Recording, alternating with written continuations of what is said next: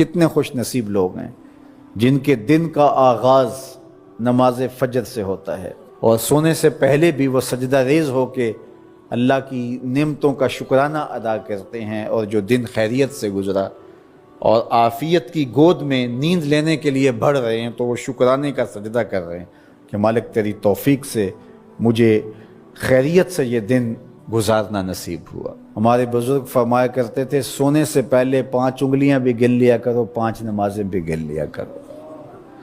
اگر 5 نمازیں پوری ہیں تو اللہ کا شکر ادا کیا کرو کہ تمہیں توفیق اس نے عطا کی۔ اللہ اکبر۔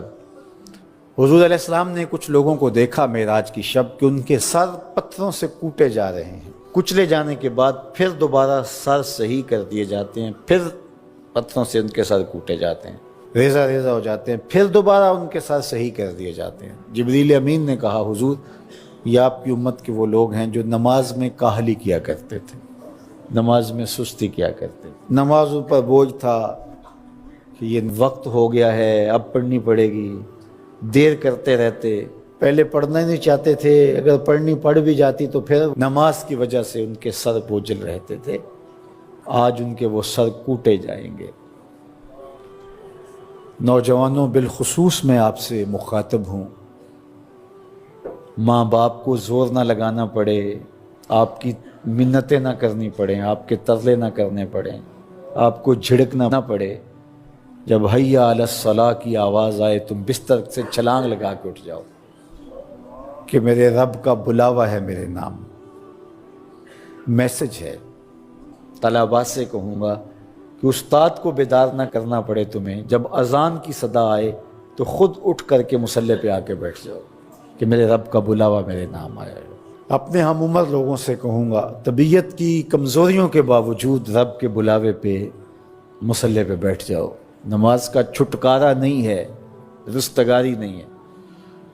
زکوٰۃ نصاب پہ واجب ہوتی ہے، حج استطاعت پہ واجب ہوتا ہے، روزہ صحت کے ساتھ مشروط ہے، اگر شیخ فانی ہے یا ایسی بیماری ہے روزہ نہیں رکھ سکتا فدیہ دے دے۔ مسافر کو چھوٹ ہے، بیمار کو چھوٹ ہے کہ وہ دیگر ایام میں اس کی قضا کر لے، لیکن نماز کی چھوٹ نہیں ہے۔ بیمار ہے تب بھی پڑھے گا، صحت مند ہے تب بھی پڑھے گا، حضر میں ہے تب بھی پڑھے گا، سفر میں ہے تب بھی پڑھے گا۔ بالغ کے اوپر نماز کی کسی صورت میں بھی رخصت نہیں ہے۔